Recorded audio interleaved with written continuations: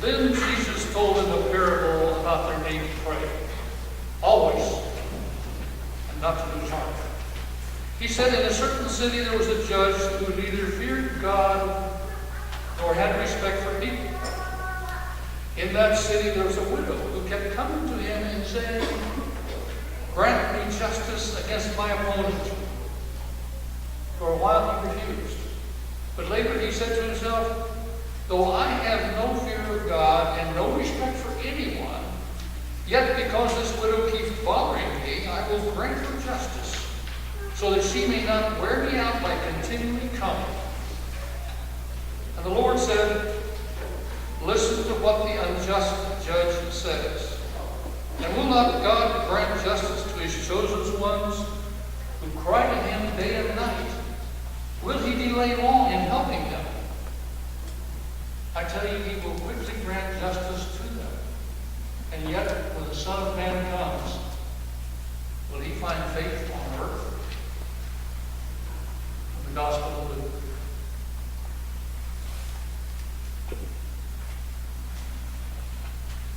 Let me pray. Gracious one, thank you for the gift of the day. Thank you for the opportunity to share your words of life and truth. Bless us, we pray, in all things. Amen. The parable of the unjust judge or the persistent widow. I prefer to think of it as the persistent widow. For some reason or another, whenever I read this text, I think about my own mother. Boy, was she persistent. But my mother was widowed at the age of 40. She had an 18-year-old, a 17-year-old, a 16-year-old, and an 8-year-old. And she was determined to make sure we turned out okay. And did everything in her power and everything in her ability. She was stubborn on her perspective about what she knew was right. My wife could attest to that. But there weren't any mother-in-law frictions. But you knew where my mother stood on all occasions. Anyone else have a mom like that? I'm sure many of us have. God bless them.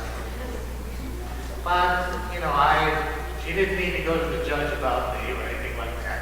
But I just remember her commitment to life, her commitment to her family, and her persistence about doing what was the best and right thing for their family. Us.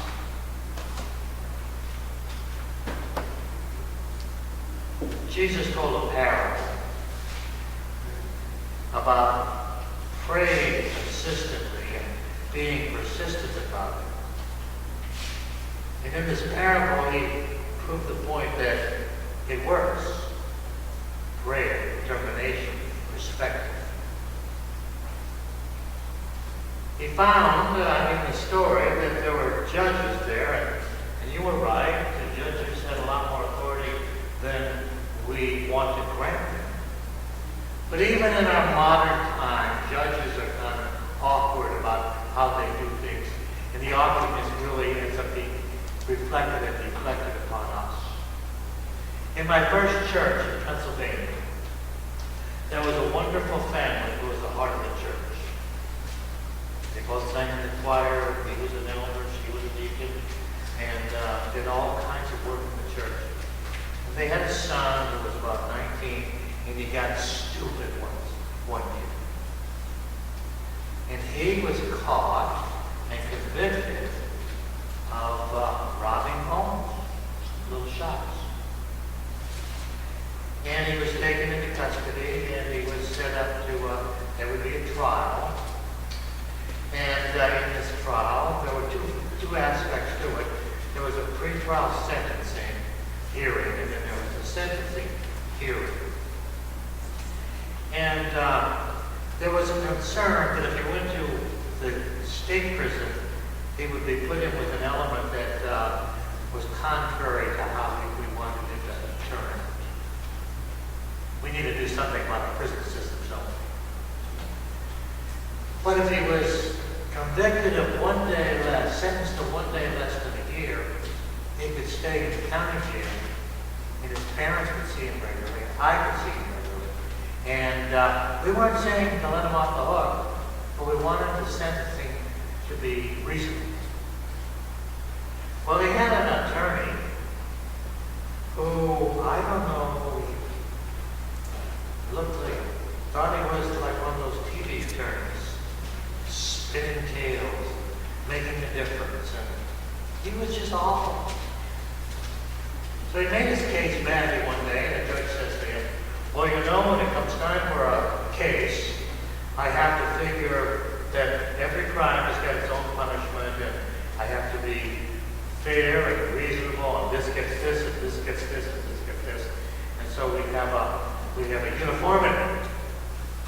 And so we worked hard at finding ways of giving testimony, character witnesses, and there were some investigations, and we came back to the same judge and the same lawyer, makes his case. Now before he was saying, we want to be consistent, and the same judge says, well, you know, every case is different. Every case is different. How do you go from one to that in the same mindset? Well, the young man got sentenced to the state prison. Harder to get to him. But within, they served several months, and then reduced sentence, came back to the county jail and lived out his sentence there. But I was just struck by the inconsistency of the authorities within our culture.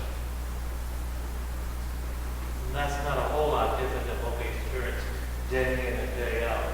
There's an arbitrariness about people. We want to, if you say you're going to be fair and reasonable, be fair and reasonable. Don't be arbitrary. Now, I suspect that that's the kind of perspective that this woman, this widow, found when she went before this judge, and he was very arbitrary. And she committed herself, and she knew for herself that diligence and persistence, prayer, consistency was going to work for her. And the final one it did. You know, practice, consistency, that results in success. Sometime and Jesus is talking to people about wanting to be persistent in your prayer. You got something to pray about? Pray hard, pray often, pray long. Keep consistent in it. There was a time in my life where I attempted to be a soccer coach. Ever played soccer? Didn't see many games. But there's a bunch of kids that needed to stay together, and I was filling in again. Now these were 7 or 8-year-olds. And we would have practice 2 days a week. And the games were on Saturday. We could not convince these little guys to practice. Now I looked one day, and the goalie had his back to the field. And the rest of them, one guy was on his knees, another one was playing in the dirt. But they said to me, when I said, come on, you got to practice, you got to get real, you got to do it, and you'll get better. They said, no, we'll be okay on Saturday. We had the worst record there. Practice. There's a number of musicians in this congregation. Do you play well by not practicing? It's a stupid question for me to ask. So practice. If we practice our sports, if we practice our playing our instruments, if we practice working toward anything, it will have some success. So there goes this little widow. And she goes to this judge every opportunity she gets. And she says, hear my case. I have been wrong. Make it right. Hear my case. I have been wrong. It's up to you to make it right. make it right for me. Now the text says that this judge had no regard for God or people. But this woman was a thorn in his flesh. So he gave her her verdict.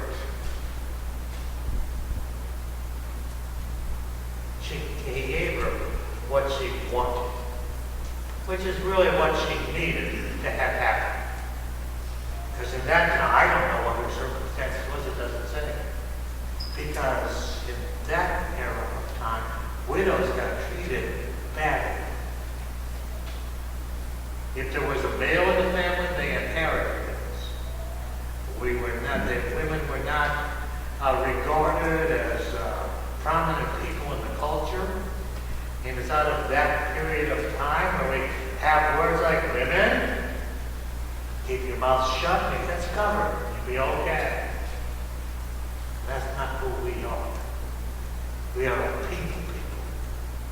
We are a denomination. We are a faith. We are a perspective that says the goodness is to be found in everyone, and everyone is entitled to goodness. Now, many of the parables you find the lead character, the judge, in other parables, that would be God. Well, we know that God is not arbitrary. We know that God is consistent. We know that God is hopeful for us. So Jesus says to those who are listening,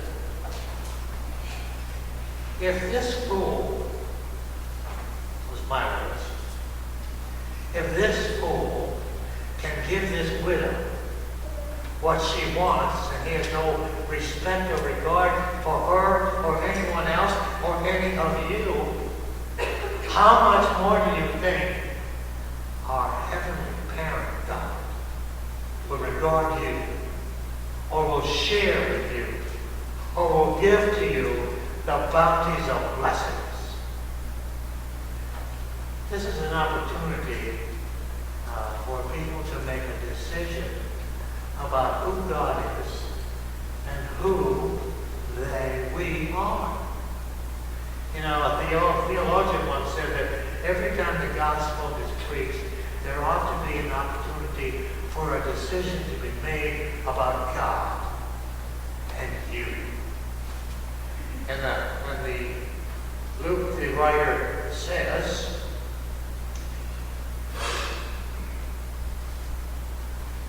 will God be long in helping? I tell you, he will quickly grant justice to all.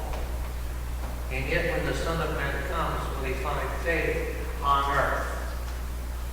Now the parables, from my perspective, are set in little wonderful little blocks of teaching, little pericopes of hope, that provides for you and me an opportunity to build on our faith. He's testing people, not in an anguished way, but testing us always to force us to make a decision for the Holy One. Jesus says, when you pray, pray consistent. Pray persistent. Pray continually. And you will find results for your prayers. It may not always be exactly what you're looking for, but there will be an answer and you will be aware of it. Our widow in the story was consistent, persistent, and consistent. And she moved the heart of a man that seemed to have no heart. God has said of you and me, we are the crown of God's creation. When I breathe in, I'm reminded that God breathed His Spirit into the first of us. When I breathe out, I like to think that I am breathing out a blessing for others because that's filled with God's Spirit of love. God says of our creation, you and me, the first of us, this is good. You are good. So understanding our relationship with the Holy One, who loves us from the beginning, who cares for us in all life, it is good, it is right, it is proper to maintain an open door, an open heart, and be consistent in our speaking and communicating with the Holy One. The parable ends, will Jesus find faith on earth? Oh yes, I find it here. I find it here. I find it in all the encounters we have as we reach out to others. And we have said in one way or another, Lord, Lord, take me, use me for your purpose here and now. And even God was able to take an unjust judge, a man of hard heart, and make him a hero, at least on one day. How much more will God allow us to be heroes in the faith we live? Because God loves us more and more than we can ever imagine. Thanks be to God. I wish I had your brother here. Thanks be to God for being there. Thanks be to God for listening, even when we mumble. Thanks be to God for lifting us up, even when we stumble. Thanks be to God who never, ever says no to human beings. Thanks be